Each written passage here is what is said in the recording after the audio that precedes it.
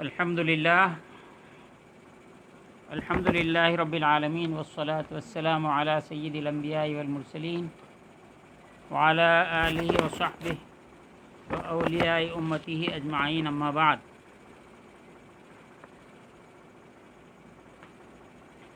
قال اللہ سبحانہ وتعالی فی کلامہ القدیم: اعوذ باللہ من الشیطان الرجیم، بسم اللہ الرحمن الرحیم، ان اللہ وملائکتہ یصلون علی النبی یا ایھا الذین آمنوا صلوا علیہ وسلموا تسلیما، اللہم صل علی سیدنا و مولانا محمد وعلی آل سیدنا و مولانا محمد بعدد کل معلوم لک۔ وقال تعالی فی مقام آخر: بسم اللہ الرحمن الرحیم، وعباد الرحمن الذین یمشون علی الارض ہونا واذا خاطبهم الجاہلون قالوا سلاما۔ صدق اللہ مولانا العظیم، صدق رسول النبی الامین الکریم، ونحن علی ذلک لمن الشاہدین والشاکرین والحمد للہ رب العالمین۔ برادران مکرم، برادران طریقت، برادران اسلام، سامعین کرام، آج 25واں درس ہے کشف المحجوب شریف کا، جس کا اہتمام مدرسہ صوفیہ کی جانب سے کیا جا رہا ہے۔ گزشتہ درس میں ہم نے باب الفقر ختم کر کے، باب اثبات الفقر کو ختم کر کے باب التصوف شروع کیا تھا۔ ہم پھر وہیں سے بات شروع کرتے ہیں۔ آپ تمام یہ اچھی طرح جانتے ہیں کہ آج ہم اہل تصوف عرف عام میں خانخواہی حضرات درویشی اور فخر کے دامن سے وابستہ، درویشی اور فخر کی چوکھٹ سے وابستہ، فارسی میں آستانہ، اردو میں چوکھٹ، فخر و درویشی کے آستانوں سے وابستہ، تصوف کے آستانوں سے وابستہ حضرات پر آج بڑی سخت تنقیدیں کی جاتی ہیں اور طرح طرح کے بیجا الزامات ان پہ لگائے جاتے ہیں۔ آپ آج سے 1000 سال پہلے یہ جو کتاب تحریر فرمائی گئی ہے،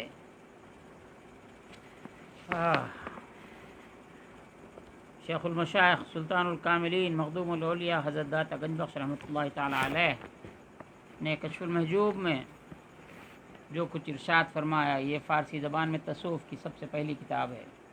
اس سے پہلے عربی میں کتابیں تھیں۔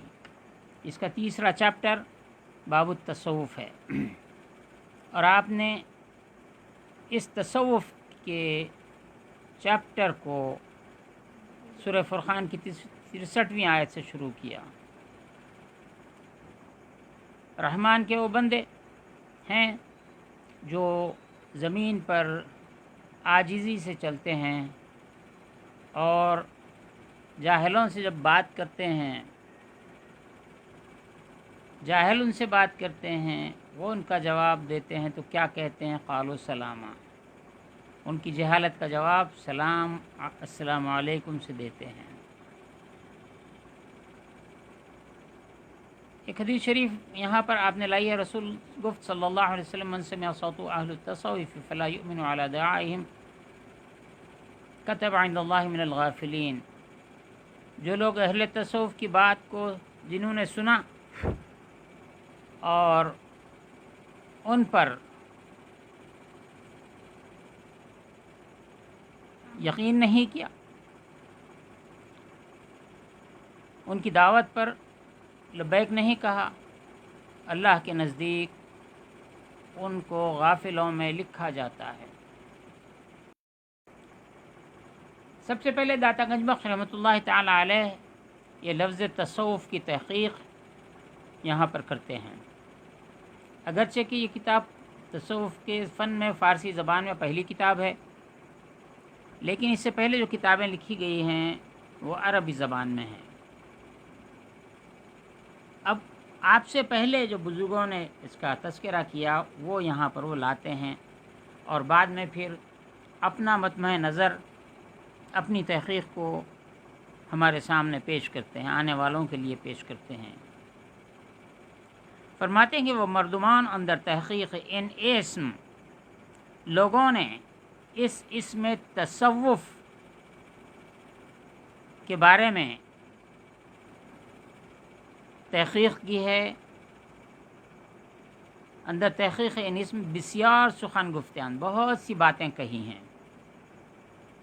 وہ کتب ساختے اور بہت سی کتابیں لکھی ہیں۔ گروہی گفتیان ان میں سے جو بزرگوں نے کتابیں لکھی ہیں اور اس نام پہ گفتگو کی ہے، ان میں سے ایک گروہ یہ کہتا ہے کہ صوفی را از برائے آن صوفی خواندے آن، صوفی کو اس لیے صوفی کہا جاتا ہے کہ جامع صوف دارد و صوف کا لباس پہنتا ہے۔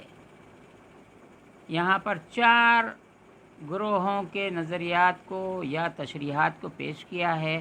ہم پہلے عبارت پڑھ دیتے ہیں اور پھر ایک ایک پہ آپ کو وضاحت کر کے سمجھاتے ہیں۔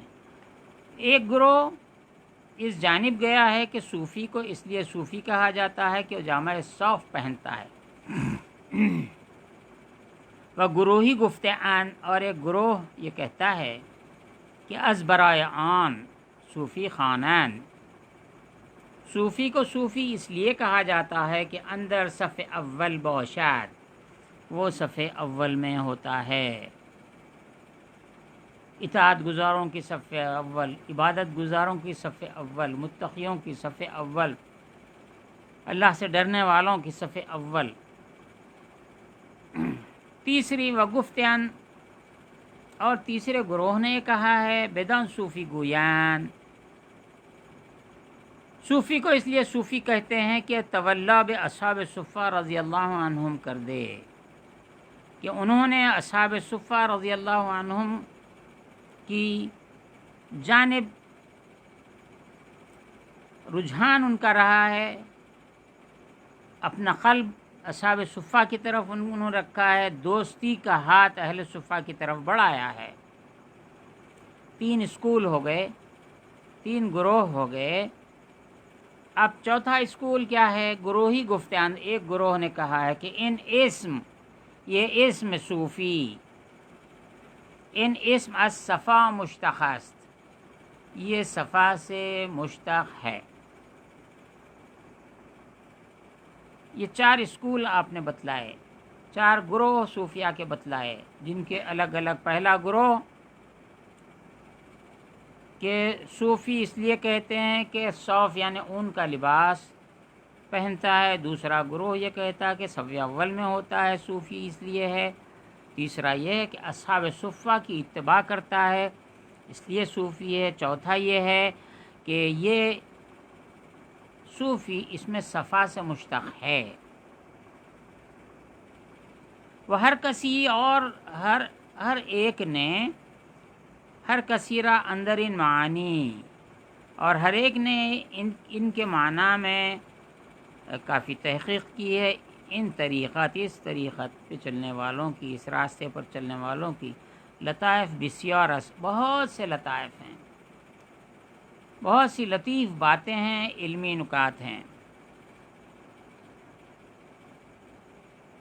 اما بر مقتضائے لغت از ان معنی بعید می باشد، لغت کا اعتبار کرتے ہوئے اس کے ازین معنی، اس معنی سے بعید می باشد، بعید ہوتا چلا جائے گا۔ پس صفا در جملہ محمود باشد، پس صفا ان تمام ناموں میں یہ محمود ہے، یہ پسندیدہ ہے، کیونکہ ضد آن قدر بود، صفا کا ضد قدر ہوتا ہے۔ اب یہاں ہم 4 باتیں جو اعتراضات بتلاتے ہیں۔ پہلا اعتراض ان کا یہ ہے، وہ گروہ جو جامع صوف اون کا لباس پہنتا ہے اس لیے صوفی کہتے ہیں۔ معترضین کا یہ کہنا ہے کہ صوف پہننے سے صوف عام لباس تھا عرب کا، خصوصاً مکے کا عام لباس تھا۔ وہاں پر اون کی کاشت نہیں ہوتی تھی، اون آتا تو باہر سے آتا تھا۔ وہاں پر جو مکے میں جو ہوتا تھا، بکریاں ہوتی تھیں، اونٹ ہوتے تھے، بکریوں کا دودھ پیتے تھے، اونٹوں کا دودھ پیتے تھے، بکریوں کا گوشت کھاتے تھے، اونٹوں کا گوشت کھاتے تھے، اور بکریوں کے اون سے لباس بنایا جاتا تھا، اونی لباس پہنتے تھے۔ تو کھانا بھی ان کا جو ہے بکریوں سے اور اونٹوں سے ہوتا تھا، گوشت ان کی غذا تھی، دودھ ان کی غذا تھی، لباس ان کا اون ہوتا تھا، اور جو چمڑے ہوتے تھے وہ چمڑوں کے گھر بنایا کرتے تھے۔ قرآن مجید میں ان چیزوں کا تذکرہ آیا ہے۔ تو یہ سب سے غریب لوگوں کا لباس صوف ہوتا تھا، اور حضور علیہ الصلاۃ والسلام کی کالی کملی ساری دنیا میں، دو جہاں میں مشہور ہے۔ دنیا و آخرت میں کالی کملی والے آقا مشہور ہیں۔ تو یہ کملی جو ہوتی تھی یہ بھی صوف کی ہوتی تھی۔ صوف انبیاء کرام کا لباس رہا ہے۔ آپ نے یہ دیکھا ہوگا، عیسائی جو ہوتے ہیں، مسیحی جو ہوتے ہیں، وہ سفید لباس پہنتے ہیں۔ آپ نے جو تصاویر یہ لوگوں کی آتی ہیں اس میں دیکھتے ہوں گے کہ سفید جبہ، عیسیٰ علیہ السلام کی جو بھی خیالی تصویر ہے، سفید جبہ ہوتا ہے۔ اور آج ان کے جو کلیساؤں کے پادری ہوتے ہیں وہ بھی سفید لباس پہنتے ہیں۔ تو حضرت شیخ ابو نصر سراج رحمۃ اللہ علیہ نے کتاب اللمع فی التصوف میں لکھا ہے، یہ بداتا گنج بخش سے پہلے کی کتاب ہے، کہ سفید اون پہنا کرتے تھے عیسیٰ علیہ السلام، سفید بھیڑوں کا اون وہ استعمال کرتے تھے۔ اور بعض روایتوں میں آیا ہے کہ 40 انبیاء کا یہ لباس رہا ہے۔ اور حضور صلی اللہ تعالیٰ علیہ وسلم سے احادیث جو مروی ہیں ان میں یہ ہے کہ جو صوف کا لباس پہنتا ہے اس کے دل کو صفائی نصیب ہوتی ہے۔ اب اعتراض کرنے والوں کا اعتراض یہ ہے کہ جب یہ صوف ہے تو صوفی ہونا چاہیے تھا، صوفی کیسا ہو گیا؟ جب صوف کہتے ہیں نسبت صوف کی طرف ہے تو صوفی ہونا چاہیے تھا۔ ہم آپ سے یہ بتلانا چاہتے ہیں، لنگوسٹکس میں ابدال حروف کا بدل جانا ایک خاص عمل ہے جو مقام کی تبدیلی کے ساتھ یا زمانے کی تبدیلی کے ساتھ بدل جاتا ہے۔ مثلا لاک جس کو ہم کہتے ہیں LOC کے لاک، قفل عربی میں قفل ہے، اب ہندوستان میں آ کر یہ قفل ہو گیا۔ فے پہ جزم تھا اور قاف پہ پیش تھا، لام پہ قفل، قاف متحرک، فے ساکن، فا ساکن، لام ساکن، لیکن ہندوستان میں آ کر یہ قفل بن گیا۔ یہی قفل دکن میں اگر کلف بن گیا، یہاں پہ دکن میں کلف کہتے ہیں، قاف جا کے کاف ہو گیا، لام آخر میں تھا بیچ میں آ گیا، فے بیچ سے آخر میں یہ ابدال حروف ہے۔ اس میں حرکت، زیر زبر پیش یہ بھی تبدیل ہو جاتی ہے۔ تو یہاں پر جو صوفی ہونا چاہیے، لیکن آپ اگر تھوڑی بہت آپ کو تجوید آتی ہے، آپ حروف مدہ کو جانتے ہیں کہ حروف مدہ کی صفت کیا ہوتی ہے، حروف مدہ کتنے ہیں؟ حروف مدہ 3 ہیں، واو الف یا 3 ہیں۔ واو سے پہلے پیش آ جائے، واو ساکن سے پہلے پیش آ جائے تو یہ کھینچا جاتا ہے، جیسے او، ہو، نو، اور یا ساکن سے پہلے زیر ہو جائے تو یہ بھی حرف مد ہوتا ہے، الف سے پہلے زبر آئے تو حرف مدہ کہلاتا ہے۔ اس کو قرآن مجید کی ایک لفظ سے قرائے کرام نے بتلایا ہے، نوحیہا،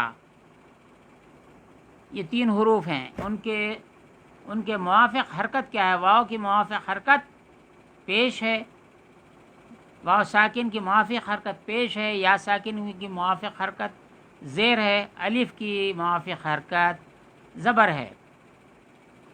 اب صوفی کہنے میں ایک طرح سے ثقیل پن ہے، وزنی حرف معلوم ہوتا ہے، صوت وزنی۔ اگر اس کو صوفی کہا جائے تو اس میں آسانی ہے۔ تو ابدال حروف، ابدال حرکات، یعنی حرکات کی تبدیلی کا عمل یہاں پہ ہوا ہے۔ قرآن مجید سے بھی ہم ایسی مثالیں دے سکتے ہیں۔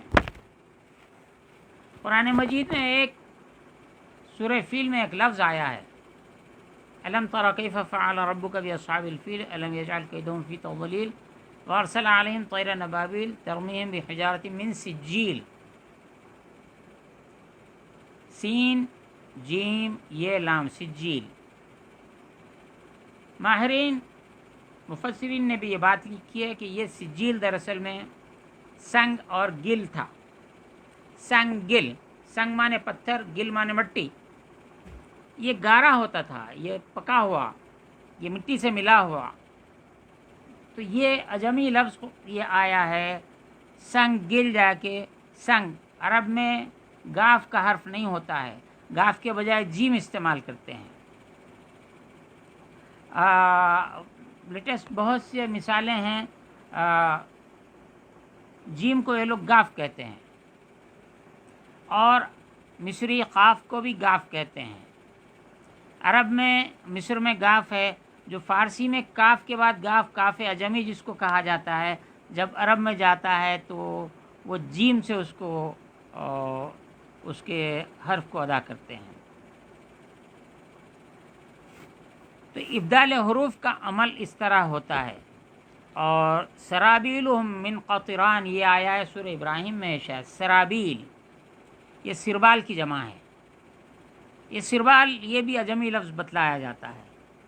یہ جو آپ کے پاس شلوار ہے، شلوار ہے، ہمارے پاس دکن میں شلوار بھی کہتے ہیں، خاص ہمارے پاس تو عام طور پہ یہاں پہ شلوار مرد آدمی کم پہنتے ہیں، عورتیں ہی پہنتی ہیں، لیکن پاکستان میں شلوار قمیص یہ عام چیز ہے، وہاں کا قومی لباس کے طور پہ اس کو جانا جاتا ہے۔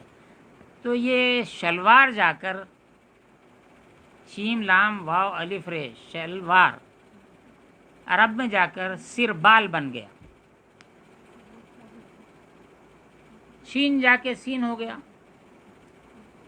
لام رے کی جگہ پہ آ گیا، شلوار رے آخر میں تھا یہاں دوسرے پہ آ گیا، جو لام تھا شلوار کا سیکنڈ نمبر پہ آخر میں چلے گیا، واو جا کے با بن گیا، تو شلوار جا کے سربال ہو گیا۔ یہ قرآن مجید میں ابدال حروف وقت کے گزرنے کے ساتھ ساتھ حرف تبدیل ہو جاتا ہے، خصوصاً اسم میں ایسا ہوتا ہے، افعال میں ہوتا ہے تو ڈھونڈ کے ہم لا سکتے ہیں، لیکن فی الوقت کوئی ہمارے ذہن میں مثال نہیں ہے۔ تو یہ صوفی ہونا چاہیے تھا، صوفی کیسا؟ تو ابدال حروف اور ابدال حرکات، زیر زبر پیش کی تبدیلی، ساکن جا کے متحرک ہو جاتا، متحرک جا کے ساکن ہو جاتا۔ قرآن مجید سے میں نے 2 مثالیں دی۔ تو جو گروہ یہ کہتا ہے کہ صوفی کو صوفی اس لیے کہتے ہیں کہ وہ لباس صوف کا پہنتا ہے، دوسرا گروہ یہ کہتا ہے کہ ازبراء صوفی قانون کے اندر صف اول باشد، وہ صف اول میں ہوتا ہے، اس لیے اس کو صوفی کہتے ہیں۔ اعتراض کرنے والے کا مذہب خود اعتراض کرنا ہے، اس کا دل تو قبول ہی نہیں کرتا ہے۔ جن کا دل قبول نہیں کرتا ہے وہ ایسے ہیں کہ وہ تو قرآن کو بھی قبول نہیں کرتے ہیں معاذ اللہ، اور یہ ایسے نفس اور دل ہوتے ہیں کہ قرآن مجید پہ بھی اعتراض کرتے ہیں۔ میں درس دے رہا ہوں، میں خلط مبحث کا عادی نہیں ہوں، ایک بات میں دوسری بات گھسا دینے کا عادی نہیں ہوں۔ یہاں پر ہندوستان میں ابھی 2 دن پہلے ہمارے پاس 2-3 دن پہلے ایک شخص نے جو شیعہ پرسنل لا بورڈ کا صدر تھا، بعد میں اس سے ہٹ گیا، کیا ہوا؟ اس نے یہاں پر ایک سپریم کورٹ میں دعویٰ کیا ہے کہ قرآن مجید سے 26 آیتیں نکال دی جائیں یہ اللہ نے نازل نہیں کیے ہیں، یہ لفظ نہیں بولتا ہے، لیکن یہ کہتا ہے بات تو وہی ہے کہ ابوبکر صدیق، عمر فاروق، عثمان غنی رضی اللہ عنہ نے یہ 26 آیتوں کو اضافہ کیا اور ٹیررزم کو اس میں بڑھاوا دیا۔ تو صدیق اکبر، عمر فاروق، عثمان غنی نے بڑھایا، تو اس کا مطلب یہ ہوا اللہ نے ان کو نازل نہیں کیا، جبریل امین نہیں لے کر آئے، حضور صلی اللہ علیہ وسلم نے ان کو نہیں دیا، ادھر ابوبکر صدیق، عمر فاروق، عثمان غنی نے اضافہ کیا اور حضرت علی خاموش بیٹھے رہے، دیکھتے رہے۔ تو گویا اللہ پہ اعتراض باندھا، رسول پہ اعتراض باندھا، جبریل علیہ السلام پہ اعتراض باندھا، خلفائے راشدین پہ چاروں پہ اعتراض باندھا۔ تو ایسے لوگ ہیں جو قبول ہی نہیں کرنا چاہتے ہیں۔ اب ہم یہاں پر یہ کہہ رہے ہیں کہ صف اول میں رہنے والے، جب اللہ تعالیٰ نے ارواح کو پیدا فرمایا تو صف اندر صف، پہلی صف، دوسری صف، تیسری صف، چوتھی صف، یہ جو صف اول تھی صوفیہ کے نزدیک، وہ صف اول کی جو ارواح تھی وہ صوفیہ کی، انبیاء کرام کی ہیں اور مومنوں کی ہے، تو مومنوں میں صوفیہ صف اول میں ہیں، مومنوں کی صفوں میں صف اول میں ہیں۔ یہ بھی کہا جاتا ہے جب ابراہیم علیہ السلام نے کعبۃ اللہ کی تعمیر فرمائی بحکم الہی، اسماعیل علیہ السلام نے ساتھ دیا، اس وقت اللہ نے حکم دیا کہ آواز دو لوگوں کے لیے، حج کے لیے آؤ۔ ابراہیم علیہ السلام نے عرض کی کہ دنیا میں کیسے آواز پہنچے گی؟ اللہ نے فرمایا ہم پہنچا دیں گے۔ ابراہیم علیہ السلام نے وہاں سے آواز دی، اللہ نے سب تک پہنچا دیا، اور جو لوگ موجود تھے اور ان کی پشتوں میں جو ان کی ارواح تھی، سب سے پہلے لبیک کہنے والے جو رہے تھے وہ صوفیہ تھے، اس کے بعد دوسرے، اس کے بعد تیسرے، اس کے بعد اور جنہوں نے اس وقت اپنے ماؤں کے پیٹوں سے، باپ کے پشتوں سے جب لبیک کی صدا کہی، وہ حج میں چلے جاتے ہیں۔ تو یہ دوسرا گروہ یہ کہتا ہے کہ صوفی کو صوفی اس لیے کہتے ہیں کہ وہ صف اول میں ہوتا ہے۔ اعتراض یہ ہے کہ ان کو صفی کہنا چاہیے تھے، صوفی کیوں کہتے ہیں؟ بات دراصل یہ ہے کہ ہر حجتی کا جواب ہم ضرور دے سکتے ہیں،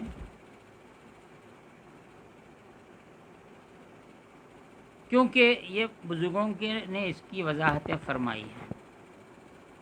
تیسری بات، اصحاب صفہ کی طرف ان کی اتباع کرنا، جن لوگوں کا کام ہے وہ صوفی ہیں۔ اصحاب صفہ جو تھے وہ حضور صلی اللہ علیہ وسلم کے صحابہ ہیں۔ یہ باب فخر میں یہ بات گزر چکی ہے، للفقراء الذین احصروا فی سبیل اللہ لا یستطیعون ضربا فی الارض یحسبهم الجاہل اغنیاء من التعفف، یہ ان کی صفت آئی ہے۔ تو یہ اہل صفہ ہیں، یہ ان پر بھی یہ اگر صفہ تھے تو صفی ہونا چاہیے۔ یہاں پر بھی تسہیل کا کام ہوا ہے، صفی کہنے میں سخالت ہے، صوفی کہنے میں آسانی ہے، اس طرح یہ لفظ تبدیل ہوا ہوگا۔ ایک گروہ کہتا ہے کہ اس میں صفا سے مشتق ہے۔ صفا، آدم علیہ السلام کا نام آدم صفی اللہ ہے، یہ صفا سے ہے۔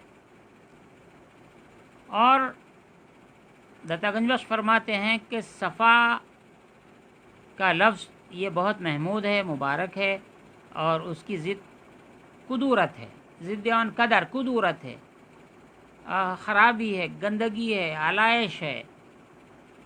تو صوفیہ کے دل چونکہ پاک ہوتے ہیں، ان کو صفائی حاصل ہوتی ہے، اس لیے یہ صفائے قلب ایک اصطلاح ہے ہمارے پاس، قلب کی صفائی۔ نفس کی بات جب آتی ہے تو تزکیہ نفس کہا جاتا ہے، قلب کی بات آتی ہے تو تصفیہ قلب کہا جاتا ہے۔ تصفیہ کے معنی ہے پیوریفیکیشن۔ آپ اگر عرب میں چلے جائیں، ایران میں چلے جائیں، تو ہمارے پاس یہ پیوریفائڈ واٹر، منرل واٹر جو آ رہا ہے آج کل، اس کو ایران میں جائیے آب صفا کہتے ہیں، پاک صاف کیا ہوا پانی۔ عرب میں بھی اس کو ماء صفا، ماء الصفا، یہ پیوریفائڈ واٹر، ڈسٹلائزڈ واٹر. تو یہ صفا قدورت کا ضد ہے، لہذا یہ بہتر ہے، چونکہ صوفیہ کے دل پاک ہوتے ہیں اس لیے صفا سے یہ صوفی بنے ہیں. اعتراض کرنے والوں کا پھر یہاں پر بھی اعتراض، یہ صفا ہے تو صفوی ہونا چاہیے. ہم یہ کہتے ہیں کہ یہ اسکولز، یہ صوفیہ کے گروہ، لفظ چاہے کچھ ہو معنی کی طرف زیادہ توجہ دیتے ہیں.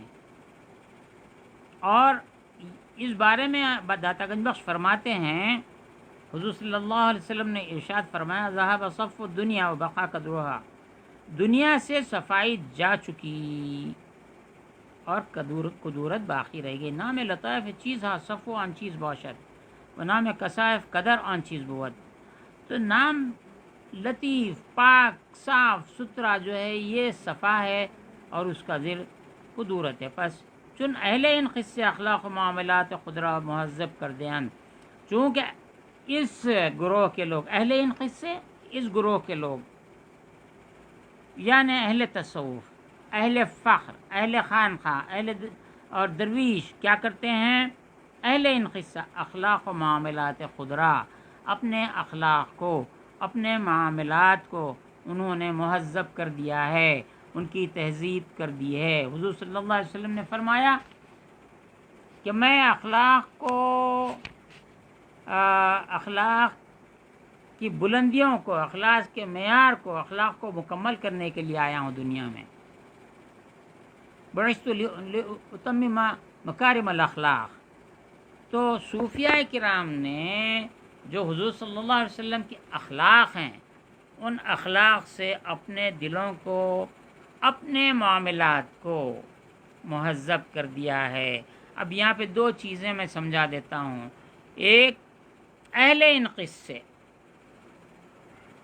اب یہاں جن کا ذکر کر رہا ہے وہ لوگ اخلاق، اپنے اخلاق کو، وہ معاملات، اپنے معاملات کو مہذب کر دیا ہے، ان کو انہوں نے تربیت دے دی ہے. دیکھیے معاملات جس کو کہتے ہیں، دنیا میں جو انسان ایک دوسرے سے معاملہ کرتا ہے، خرید و فروخت ہے، لینا دینا ہے، کھانا پینا ہے، سماج کے روابط ہیں، اس کو معاملات کہتے ہیں، ٹرانزیکشنز کہتے ہیں، اس کو ڈیلنگز کہتے ہیں، جو ایک فرد سے دوسرے فرد میں ہوتی ہیں. اس کا ظاہر سے اس کا تعلق ہے، ظاہر بھی انہوں نے سنوار لیا ہے. اخلاق ان کا تعلق دل سے ہوتا ہے. دل مہذب ہوگا تو ہاتھ پیر میں تہذیب آئے گی. کس کا شعر ہے مجھے نہیں معلوم ہے. لباس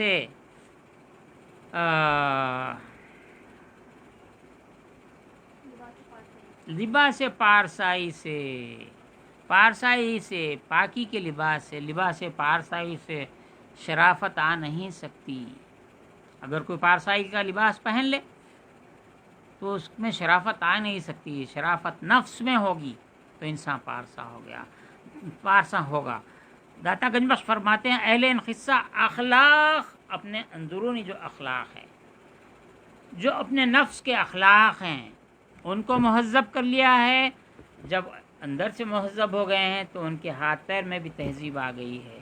وہ چلتے پھرتے ہیں تو بھی مہذب طریقے سے چلتے ہیں. جیسا کہ اس آیت میں کہا گیا ہے، اللہ نے ارشاد فرمایا جب زمین میں اللہ کے اندر چلتے ہیں تو عاجزی سے چلتے ہیں، جاہلوں کے جواب میں سلام کرتے ہیں. اور اسی آیت میں آگے آیا ہے کہ جب لوگ ان کو ستاتے ہیں تو اپنی عزت بچا کے، نظر نیچی کر کے، گردن نیچی کر کے چلتے ہیں. تو یہ معاملات کو بھی انہوں نے درست کر دیا ہے. جب دل مہذب ہو گیا تو معاملات بھی مہذب ہو گئے. اہل ان قصے اخلاق و معاملات خدرہ مہذب کر دیں و آفات طبیعت تبرہ جستان. اور طبیعتوں میں، نیچر میں جو آفتیں ہیں، فطرت انسانی میں جو آفتیں ہیں، جو برائیاں ہیں، ان برائیوں سے انہوں نے برات حاصل کر لی ہے. مر ایشان را صوفی خاندان، اسی لیے ان کو صوفی کہا گیا ہے. و ان اسمیس، اور یہ اسم ہے، یہ نام ہے، مر آن گروہ را، اس گروہ کا کہ از اسماء عالم ازان چه خطر اہل آن اجل ازان است که معاملات ایشان را بتوان پوشید و اسم ایشان را اشتقاق باید. آپ یہ فرماتے ہیں کہ جو یہ اسم ہے، یہ اسما چار چار تین تین جو بتلائے گئے ہیں، ان میں یہ ہے کہ ان کے معاملات ان کے نام کے اندر پوشیدہ ہیں. آپ اس کو صاف ستھرا میں سمجھا دیتا ہوں. جب ان کے معاملات ایسے ہیں، اہل صفا کے معاملات ہیں، صفائی کے معاملات ہیں، اخلاق ان کے لیے ہیں، تا اس میں ایشان را اشتقاق باید، انہی سے ان کے نام کا اشتقاق ہونا چاہیے. وہ اندر ان زمانے، اور اس زمانے میں، یعنی آج سے 1000 سال پہلے داتا گنج بخش اس زمانے کا ذکر کرتے ہیں. جب 1000 سال پہلے یہ کیفیت تھی تو آج کیا ہو سکتی ہے، آپ خود اندازہ کیجئے. فرماتے ہیں کہ وہ اندر ان زمانے، اس زمانے میں، بیشتر خلق را، بہت سی مخلوق، حق تعالی از ان قصے، اللہ تعالیٰ نے اس قصے سے، اس معاملے سے، اہل تصوف کے معاملے سے، اہل فخر کے معاملے سے، وہ اہل ان اور ان سے، یعنی وہ جو مخلوق ہے جس کا ذکر ہو رہا ہے، اور وہ صوفیہ ہیں جن کا ذکر ہو رہا ہے، اللہ تعالیٰ نے اہل ان محجوب گردانی دیا، ان کو محجوب کر دیا ہے، ان کے اندر بیچ میں پردہ ڈال دیا ہے. اور وہ لطیفہ ان قصے اور اس گروہ کے لطائف کو بر دلہا ایشان پوشانی دے، ان کے دلوں سے چھپا دیا ہے. ان کو بات ہی سمجھ میں نہیں آ سکتی ہے. تا گروہی پنداران، یہاں تک کہ ایک گروہ یہ خیال کرتا ہے کہ ان ورزش، یعنی یہ ایکسرسائز جو صوفیہ کی ہے، ذکر کرتے ہیں، اذکار کرتے ہیں، معاملات کرتے ہیں، ذری سی روزی پہ جو مل جائے کھا لیتے ہیں، جیسا موٹا ڈھاٹا لباس ہے 100 کا مل جائے پہن لیتے، سب سے سستا تو وہی ہوتا تھا. یہ ورزش ظاہری ہے، یہ لوگ کرتے ہیں جو صوفیہ کرتے ہیں، یہ ظاہری ہے، یہ دکھاوا ہے. یہ لوگ ایسا گمان کرتے ہیں. مجرد بھی مشاہدت باطن، اور باطن کا مشاہدہ ان کو حاصل نہیں ہے صوفیہ جو کر رہے ہیں.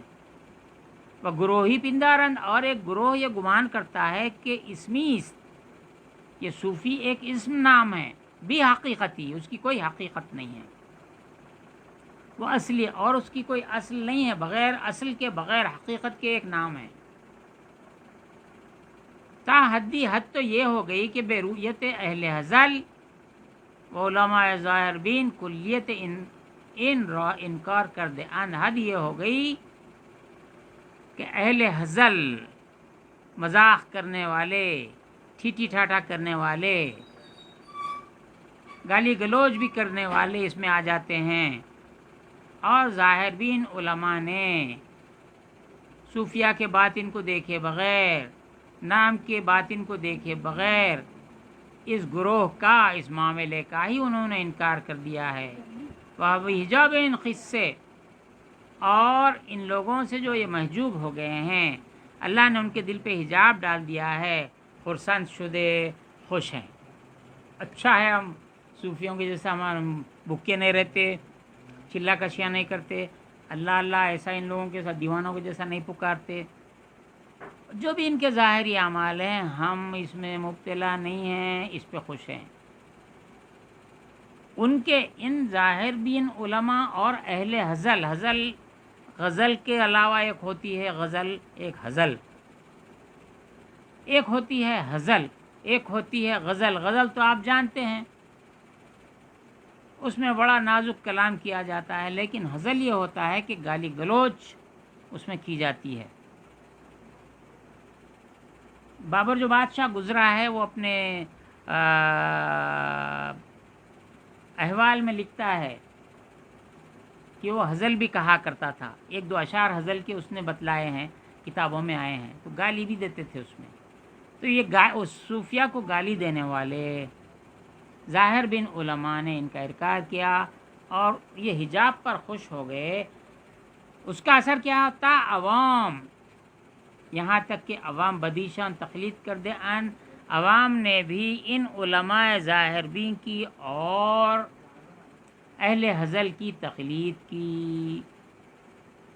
ایسا کرنے سے کیا ہوا؟ طلب صفائے باطن را، اور باطن کی صفائی کی جو طلب ہے از دل محو کر دے، یعنی طلب ہی انہوں نے چھوڑ دی، صرف انکار پہ انکار، انکار پہ انکار، انکار پہ انکار۔ 1993 میں نے ایک لیکچر دیا تھا جماعت اسلامی اور ایک اسٹوڈنٹ آرگنائزیشن ہے اور عیسائیوں کا تعارف حقیقت کے آئینے میں۔ 1.5 گھنٹے کے لیکچر کے لیے میں نے ابوالعلا مودودی اور جماعت اسلامی کی 105 یا 4 کتابیں خریدی تھی 1.5 گھنٹے کے لیکچر کے لیے، اور اس وقت مجھے پتہ چلا کہ ابوالعلا مودودی نے صوفیہ کو کتنے گالیاں دیں، رسول پاک صلی اللہ علیہ وسلم پہ کتنے اتہامات اس نے اٹھائے۔ کسی کافر نے ایسی بات نہیں کہی، کسی مشرک نے نہیں کہی، کسی یہودی نے ایسی بات نہیں کی، کسی نصرانی نے نہیں کہی، ان لوگوں نے کہا یہ اہل حزل ہیں، اور عوام نے ان کی تقلید کی۔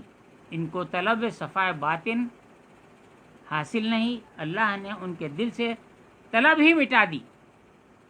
وہ مذہب سلف، وہ صحابہ را اور اصحاب سلف، ہمارے سلف صالحین، اور صحابہ کے مذہب کو، صحابہ کے طریقے کو برطاق نہادے۔ یہ اہل حزل نے طاق میں رکھ دیا۔ 1000 سال پہلے ایسا ہوا، آج ہو گیا تو کیا تعجب کی بات ہے۔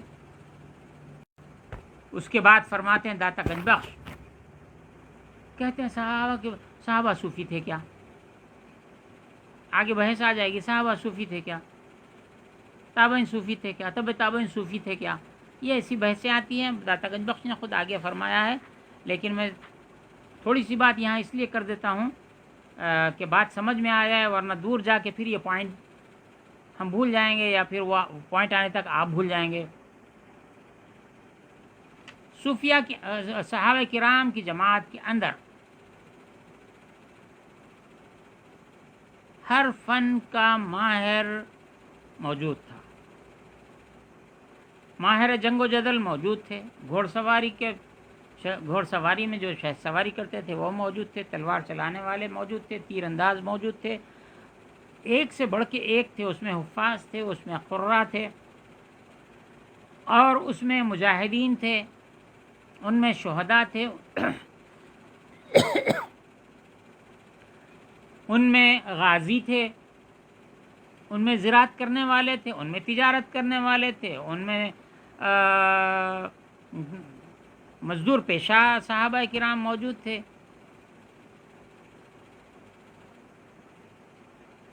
ان میں فقہا موجود تھے، ان میں محدثین موجود تھے، امام المحدثین اس میں تھے، امیر المومنین فی الحدیث ابو ہریرہ رضی اللہ عنہ موجود تھے، اس طرح فقہا موجود تھے، سب کچھ صحابہ میں موجود تھے، لیکن کسی صحابی کو فقیہ، کسی کو محدث، کسی کو حافظ، کسی کو حافظ الحدیث، کسی کو غازی، کسی کو شہید، یہ تمام مرتبوں سے اعلیٰ جو مرتبہ تھا وہ مرتبہ حضور اکرم صلی اللہ علیہ وسلم کے ساتھ رہنا صحابیت کا سب سے بڑا مرتبہ تھا۔ اگرچہ کہ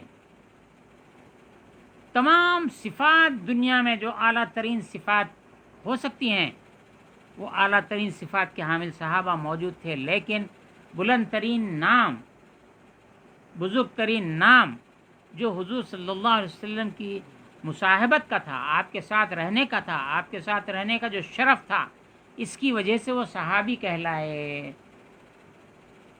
بعض دفعہ ایسا بھی ہوا کہ بعض صحابہ کرام، چند صحابہ کرام کو ان میں جو صفت غالب تھی اس غالب صفت سے بھی ان کو پکارا گیا، جیسا کہ حضرت ابو بکر صدیق رضی اللہ عنہ کہلائے، ابو قحافہ، تو یہ جب کہلائے تو ان میں صداقت، صدیقیت ان میں غالب تھی، اس لیے صدیق کہلائے۔ کہاں سے لقب پڑ گیا؟ یہ لقبی بات یہ ہے کہ جب حضور اکرم صلی اللہ علیہ وسلم معراج پر تشریف لے گئے، ابھی کل 2 دن پہلے شب معراج گزری ہے، ہاں، تو جب حضور صلی اللہ علیہ وسلم معراج پر تشریف لے گئے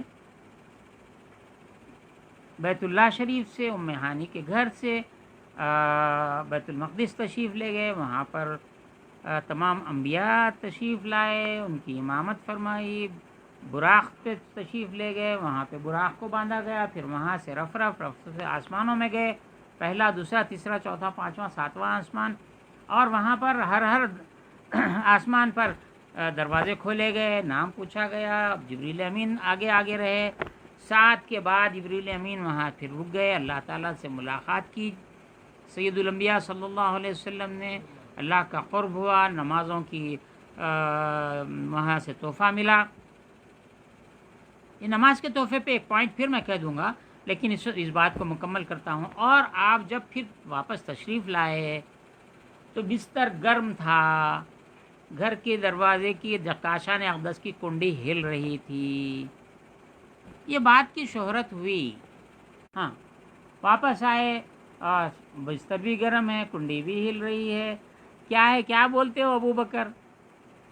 تو آپ نے اگرچہ رسول اللہ صلی اللہ علیہ وسلم سے ملاقات نہیں فرمائی، یہ باتیں حضور صلی اللہ علیہ وسلم سے نہ سنی، لیکن ابو جہل کہہ رہا ہے کہ آپ کے رسول کہتے ہیں، تو آپ نے کہا جب میرے رسول کہتے ہیں تو سچ فرماتے ہیں، جھوٹے کے نام سے سچ کا اعلان سنا اور اس کی تصدیق کر دی، وہاں سے تصدیق پڑا۔ ایک صفت جو غالب ہوتی ہے، وہ غالب صفت سے بھی صحابہ کے نام پڑے۔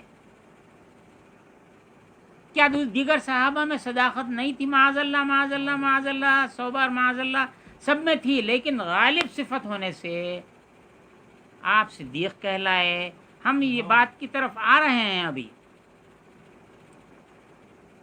تو ہم اس بات کا جواب دے رہے ہیں کہ صحابہ میں کوئی صوفی تھا کیا؟ ان کا نام کیوں نہیں تھا؟ اس پہ بول رہے ہیں۔ صحابہ میں ہر قسم کے صحابی تھے، اصحاب صفہ سے بڑھ کے کوئی نہیں تھا۔ تو یہاں صدیق اکبر رضی اللہ تعالیٰ عنہ کا صرف لقب سے کام چل رہا ہے، ابو بکر صدیق بولنے کی نہیں ضرورت نہیں ہے۔ صدیق اکبر بولنے کا مطلب سارے عالم میں اول آخر قیامت تک صدیق اکبر مطلب ابو بکر صدیق۔ اسی طرح سیدنا عمر بن خطاب رضی اللہ تعالیٰ عنہ، ان پر غلبہ عدل و انصاف کا تھا، عدل و انصاف کا ایسا غلبہ تھا، یہ بات بھی ہم بتا دیتے ہیں۔ 10 منٹ رہ گئے، کیا ہو گیا، جانے کو ٹائم آ گیا، بات کہاں چل رہی، چلو جہاں تک ہوا وہاں تک چلیں گے۔ اور یہاں پر یہ ہوا کہ ایک مسلمان اور یہودی میں جھگڑا ہو گیا، اس نے کہا چلو یہ فیصلہ کرا لیں گے، تمہارے رسول کے پاس چلیں گے، رات میں آپ صلی اللہ علیہ وسلم کے پاس آئے، حضور نے یہودی کے حق میں فیصلہ دے دیا۔ اب یہ جو صاحب مسلمان تھے وہ پریشان ہو گئے، یہ کیا ہو گیا؟ بولے نہیں، عمر کے پاس چلو۔ حضور صلی اللہ علیہ وسلم خود موجود ہیں، یہ سمجھ کے کہ عمر جو فاروق ہیں یہ مشرکین پہ شدید ہیں، لہذا میں مسلمان ہوں، میرے فیور میں فیصلہ دے دیں گے، میری تائید میں وہاں پر گئے۔ جانے کے بعد قضیہ ڈسپیوٹ کیا تھا سامنے رکھے، تو اس کے بعد میں اس یہودی نے کہا کہ ہم آپ کے نبی کے پاس جا کر آئے ہیں۔ بات سامنے آ گئی، پوچھا گیا حضور نے کیا کس کے حق میں فیصلہ دیا، تو اس نے بھی کہا کہ اس کے حق میں، یہودی کے حق میں فیصلہ دیا۔ یہودی نے کہا کہ میرے حق میں فیصلہ دیا، تو حضرت عمر نے فرمایا ذرا ٹھہرو۔ اندر گئے، تلوار لائے، یہ جو مسلمان کہلاتا تھا اس کی گردن مار دیے، قتل ہی ہو گیا۔ مدینے میں دھوم ہو گئی، یہ کیا ہو گیا کہ عمر نے ایک مسلمان کا قتل کر دیا۔ حضور کے پاس پھر مقدمہ گیا، بولے کیا عمر تم نے مسلمان کو قتل کیا؟ کہا کہ ما قتلت مؤمنا، میں نے مومن کو قتل نہیں کیا۔ حضور صلی اللہ علیہ وسلم کے فیصلے کا خلاف اس نے فاروق اعظم کی عدالت میں جو بات لے کر گیا وہ شخص، اتنی ہی بات سے عمر فاروق کے نزدیک وہ کافر ہو گیا۔ اور آپ نے اس کی گردن اڑا دی، یہاں تک کہ وہی نازل ہوئی۔ تو عدل انصاف کی جو تجلی تھی، جو بات تھی، صفت کا غلبہ تھا، اس لیے عمر فاروق فرق کرنے والے حق و باطل میں فاروق اعظم کہلائے۔ عثمان غنی کیا ابوبکر صدیق عدل فرمانے والے نہیں تھے؟ غلبہ صدق کا تھا، یہاں غلبہ عدالت کا تھا، انصاف کا تھا، جسٹس کا تھا۔ عثمان غنی رضی اللہ تعالیٰ عنہ حیا کا غلبہ تھا۔ کیا دوسرے بے حیا؟ معاذ اللہ 100 بار معاذ اللہ کہ دوسرے صحابہ بے حیا تھے؟ سوال پیدا نہیں ہوتا۔ لیکن غلبہ حال جو تھا حیا کا تھا، اس لیے آپ، اور ایک غلبہ حیا کا تھا، دوسرا غلبہ غنا کا تھا، تقسیم مال دینا کیا دوسرے مال نہیں دیتے تھے؟ دیتے تھے۔ حضرت علی کرم اللہ وجہہ، آپ شجاعت کا غلبہ ہے تو آپ شجی کہلائے، شیر خدا کہلائے۔ تو بات کہنے کی یہ ہے کہ بعض صحابہ میں جو ایک صفت غالب ہوتی تھی، اس نام سے وہ پہچانے جاتے۔ حضور صلی اللہ علیہ وسلم نے حضرت عمر رضی اللہ عنہ کے بارے میں فرمایا گیا میری امت کا اگر فقیہ ہے تو عمر ہے۔ میں یہاں یہی بتلانا چاہتا ہوں کہ یہاں پر حضرت داتا گنج بخش فرماتے ہیں کہ اہل ہزل، گالی دینے والے، مذاق اڑانے والے علماء ظاہر بھی نے اس کا بالکل انکار کر دیا صوفیہ کے گروہ کا، اور ان کے دلوں پر حجاب آ گیا، اس سے حجاب سے خوش ہو گئے، اور عوام نے بھی ان علماء کی تقلید کی اور وہ بھی خوش ہو گئے، اور صفائی، دل کی صفائی کے طلب کرنے کا جذبہ ہی ان میں سے ختم ہو گیا، اور اصحاب سلف صالحین اور صحابہ کی صفت کو طاق پر رکھ دیا۔ اب یہاں پر چلیے درس ختم ہوا تو کوئی بات نہیں، اسی بات پہ ختم کریں گے، بعد میں پھر چلیں گے، زندہ ہے تک بولیں گے۔ فرماتے ہیں ان الصفا صفت الصدیق، صفا صدیق کی صفت ہے، یعنی ابو بکر صدیق کی صفت ہے۔ ان اردت صوفیا علی التحقیق، اگر کسی صوفی کو دیکھنا چاہتا ہے تحقیق، ابو بکر صدیق کو دیکھو، یہ پہلے صوفی ہیں، داتا گنج بخش کہہ رہے ہیں۔ ازانچہ صفارہ اصلی و فرعی است، جو صفا ہے اس کی ایک اصل ہے، ایک فرع ہے۔ اصل کہتے ہیں جڑ کو، درخت کے تنے کو، فرع کہتے ہیں برانچ کو۔ اصلش انقطاع دل است، دل کا منقطع کر دینا، دل کو توڑ دینا، کس سے؟ اللہ کے غیر سے، از اغیار، جو اللہ کا اصلش انقطاع دل است از اغیار، جو غیر ہے اللہ کا اس سے دل کو توڑ دینا، دل سے غیر کو دور کر دینا۔ وہ فرعش، اور اس کی فرع، اس کی برانچ، خلوت دل، دل کا خالی ہو جانا۔ دیکھیے ایک درخت ہے، سپوز ایک درخت ہے، اور درخت کے جو ہے آپ یہ کہہ دیجئے کہ اس کے پتے، کانٹیاں، یہ سب اگر نکال کے پھینک دیے تو کیا ہو جاتا ہے؟ جھاڑ ننگا ہو جاتا ہے۔ تو یہ جو قدورت ہے دلوں کی، دلوں میں جو غیر ہے اس کو صاف کر دیا، ایک تو صفائی ہو گئی، جھاڑو مار دیا، دل صاف ہو گیا بالکل۔ فرع اس کی خلوت، خالی ہو جانا، یعنی جو ہے، جو شخص ہے، اس کا دل ہے وہ تنہا ہے، اس کا دل اس وقت غیر سے خالی ہے۔ از دنیا غدار، غدار دنیا سے دل کو خالی کر دینا، یہ اس کی فرع ہے۔ وہ ان ہر دو صفت صدیق اکبر است، یہ دونوں باتیں، غیر سے دل کو پاک کر دینا، دنیا غدار سے اس کو صاف کر دینا، یہ صفت صدیق اکبر کی ہے۔ یہاں پر ایک گفتگو چلتی ہے، اب ہم اس کو لے کر چلتے ہیں آگے تو بڑی مشکل ہو جائے گی کہ کم از کم ہم 15-20 منٹ تو یہ پوائنٹ پہ بات کرنا پڑے گا، اس لیے ہم مشکل میں ہیں۔ کیا کرنا چاہیے؟ ہم آگے بڑھنے سے ڈر ہوتا ہے کہ ہم آگے بڑھ جائیں گے، سننے والوں کے لیے پریشانی ہوگی۔ تو فرماتے ہیں کہ انقطاع دل از اغیار، غیر سے دل کو پاک کرنا، اور فرا یہ ہے دنیا غدار سے اس کو خالی کر دینا، یہ دونوں صفت صدیق اکبر میں ہیں، اور جو پہلا صوفی ہے وہ صوفی صدیق اکبر ہے۔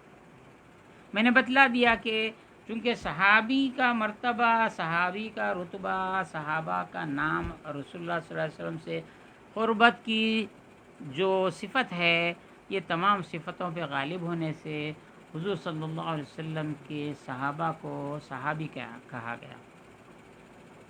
اور ایک اور بات میں کہہ دیتا ہوں، یہ ہے کہ حضور صلی اللہ علیہ وسلم کی صحبت میں رہ کر جنہوں نے تربیت حاصل کی،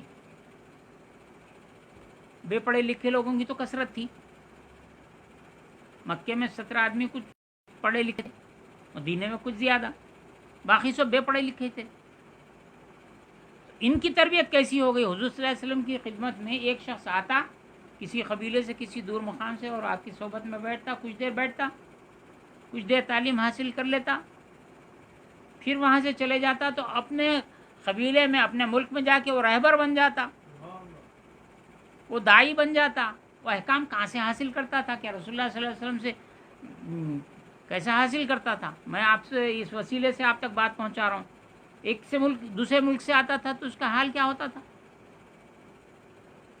تو یہ کیا ہے؟ حضور صلی اللہ علیہ وسلم کی صحبت سے دل صاف ہو جاتے تھے۔ صوفیاء کرام کے نزدیک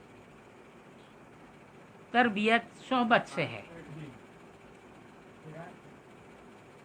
نہ کہ کتابوں سے ہے۔ لیکن بزرگان دین نے کتابیں اس لیے لکھ دی ہیں کہ وہ رموز اسرار کو آنے والی نسلوں کے لیے چھوڑ دیں۔ ان کے ساتھیوں کی تربیت وہ کر چکے، لیکن آنے والوں کا کیا حال ہوگا، کیسا ہوگا، تحریری شکل میں انہوں نے چھوڑ دیا، اور ہم تک یہ تحریری چیزیں پہنچی ہیں۔ فرماتے ہیں کہ ان ہر دو صفات صدیق اکبر ابو بکر عبداللہ بن ابی قحافہ رضی اللہ عنہما ازانچ امام اہل ان طریقت عبود، یہ امام ہیں اس طریق کے، انقطاع دل و از اغیار آن بود، کہ ہمیں صحابہ، یہاں سے دوسری گفتگو شروع ہوتی، برفتن پیغمبر صلی اللہ علیہ وسلم بحضرت مولا و مکان مصفات شکست دل گشت بودن۔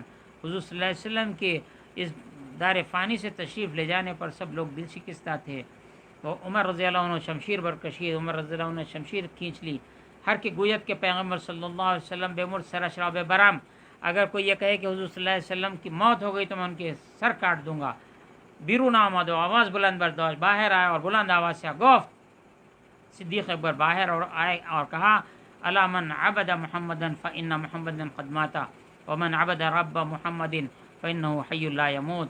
آن گاہ برخاندند اس کے بعد یہ پڑھا، وما محمد الا رسول قد خلت من قبله الرسل افإن مات او قتل انقلبتم على اعقابكم۔ دادا گنج خود ترجمہ فرماتے آ کے ابو بکر صدیق نے فرمایا، آن کے معبود وہی محمد وہ جن کا معبود محمد تھے صلی اللہ علیہ وسلم، وہی رفت وہ تشریف لے جا چکے، وان کے خدائے محمد میت پرستی تھا، اور جو لوگ محمد کے خدا کی پرستش کرتے تھے وہی زندہ اس و ہرگز نہ میرد۔ یہاں پر بڑا اختلاف ہوتا ہے آج کے فرقوں کے، یہ بار بار بولتے ہیں دیکھو حضور کو موت آ گئی، حضور کو موت آ گئی، حضور، لیکن یہاں کیا کہتے ہیں داتا گنج، 1000 سال پہلے کا فتویٰ سنیے۔ آن کے دل در فانی بندد فانی فنا شود، جو فانی سے دل باندھ لے وہ فنا ہو جائے گا، رنج وہی جملہ ہوا شود، اور اس کا رنج پورے ہوا میں اس طرح اڑ جائے گا۔ وہ آن کے جان بے حضرت باقی فرشتہ، اور وہ جس نے اپنی جان حضرت باقی اللہ رب العزت کے پاس بھیجی، چون نفس فنا شود، جب نفس فنا ہو جائے، وہی باقی بے بقا شود، وہ باقی کے ساتھ، یعنی اللہ هو الباقی، اللہ باقی اللہ کے ساتھ باقی ہو جائے گا۔ اب یہاں فرماتے ہیں پس لہذا آن کے، غور سے سنیے جملہ، یہ ہماری جان ہے، اہل سنت کی جان ہے، اہل تصوف کی جان ہے، داتا گنج بخش کا فتویٰ ہے۔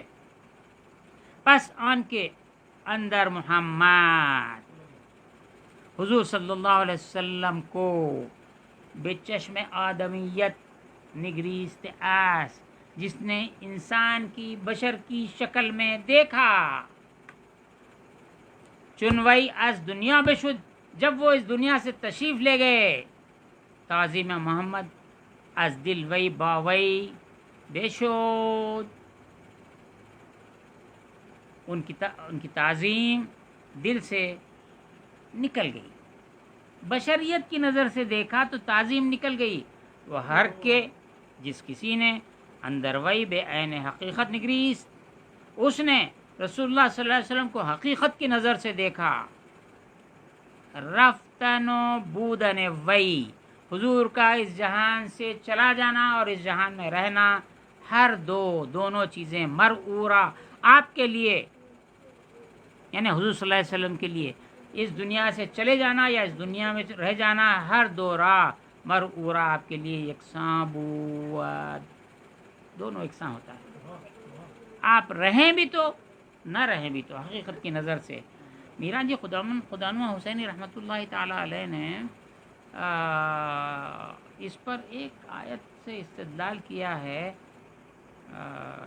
یکساں بود زیرہ کے اندر حال بقا بخاش را بحق دید، اور اس میں یہ ہے کہ بقا کے حال میں حضور صلی اللہ علیہ وسلم جو بقا کی طرف گئے، حق تعالیٰ جو باقی ہے اس سے ملے تو حق کے ساتھ دیکھا، وہ اندر حال فنا فناش از حق تعظیم کرتا، اور جو فنا کی صفت اختیار کرتے ہیں تو اس میں بھی اللہ کی اس کو دید حاصل ہوئی، از محول اعراض کرد و بہائے اقبال کرد و قیام محول به هم محول دید، به مقدار کرام حق ویرا تعظیم کرد، سودا دل اندر کس نیست۔ تو یہاں پر میرا جی خدانوہ حسینی نے ایک آیت سے اس کو بتلایا تھا، مجھے اب یہ آیت یاد نہیں، اچانک ابھی بات یاد آئی، وہ کیا ہے، اللہم صلی علی محمد وعلی محمد، یا اللہ مجھے آیت یاد نہیں آ رہی ہے، وہاں پہ لکھی ہوئی، مگر وہاں سے کتاب کون نکالیں گے، آپ کو نہیں ملتی، کس کو بھی کتاب نہیں ملتی، نظر کو کیا بولتے، ینظرون نظر ینظرون، ابھی آیت پڑھی دیتا ہوں، ایک دو منٹ جو ہو جاتی ہے ہو جانے دو، میں آیت نکال ہی لیتا ہوں، ایک آدھ لفظ تو مل گیا ہے، لام میم نون، یہ خاف لام میم نون، میم نون نظر،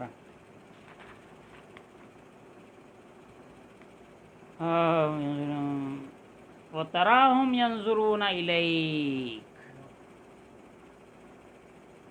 بتوں کا حال بیان کرتے ہوئے اللہ تعالیٰ وَتَرَاهُمْ، تم ان بتوں کو دیکھتے ہو تو ایسا معلوم ہوتا ہے وہ بت تم کو دیکھ رہے ہیں، وَتَرَاهُمْ یہ ان کے بارے میں، وَتَرَاهُمْ يَنْظُرُونَ إِلَيْكَ،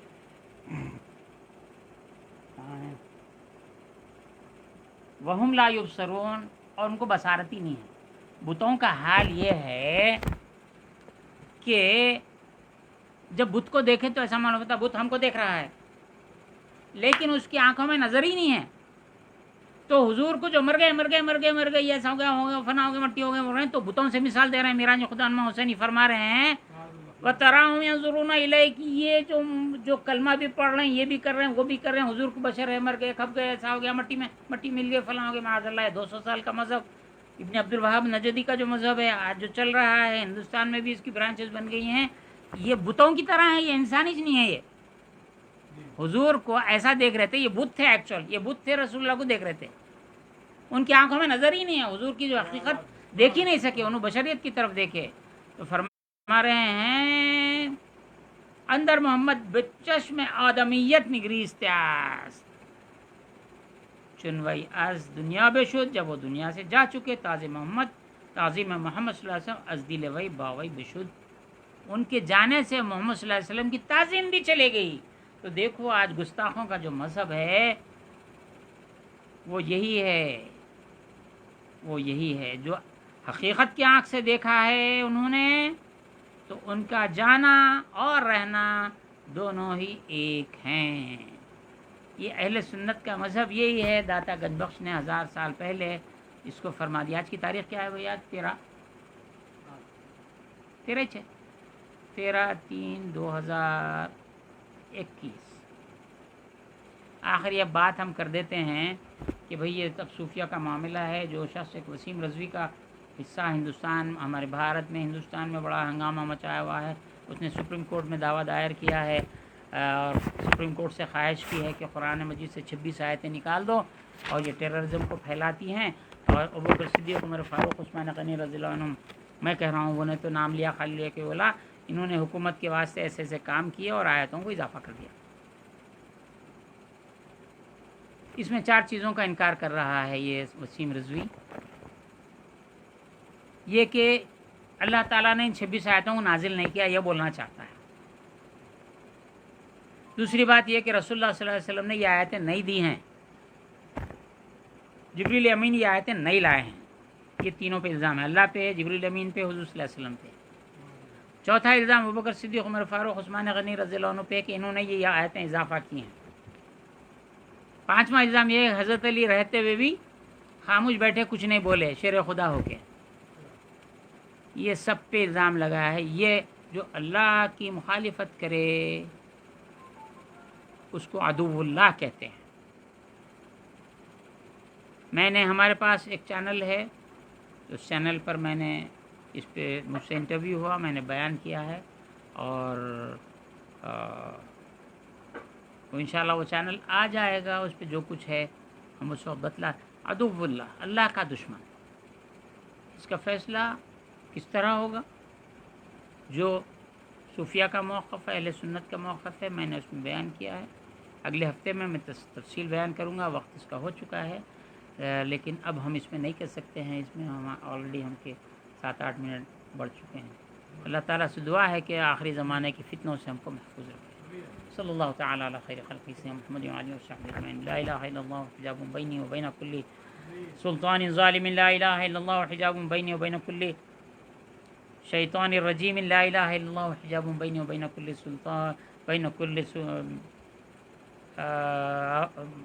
لا الہ الا اللہ حجاب بینی و بین کل ساحر و نمیم، لا الہ الا اللہ حجاب بینی و بین کل آفت اللیل والنہار، وما قدر اللہ حق قدرہ والارض جميعا قبضته یوم القیامۃ والسماوات مطویات بیمینہ سبحانہ وتعالی عما یشرکون۔ سبحان ربک رب العزۃ عما یصفون وسلام علی المرسلین والحمد للہ رب العالمین۔ اگلے ہفتے میں ہم ایک اگلے ہفتے کا جو درس ہے اس میں صدیق اکبر کی اور صفات آئیں گی، پھر تمام صوفیہ کے مذاہب کی باتیں آئیں گی، انہوں نے کس طرح تصوف کو بیان کیا ہے۔